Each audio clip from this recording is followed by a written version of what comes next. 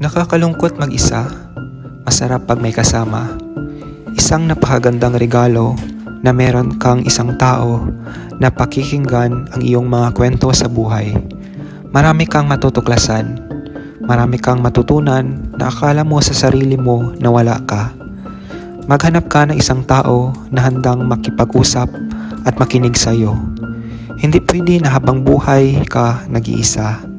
Nilikha ka ng Diyos na hanapin ang iyong kabiyak sa mundo, sa taong magugustuhan mo, sa taong gusto mong paglalaanan ng oras hanggang sa huling hininga mo ng buhay mo. Pero huwag magmadali. Kalma lang, relax lang. Ipagdasal mo sa Diyos kasi baka akala mo ay pagmamahal, yun pala ay isang bitag. Bitag na kukulungin ka habang buhay.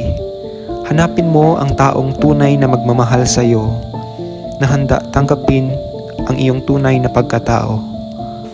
Hindi totoo ang happily live forever after.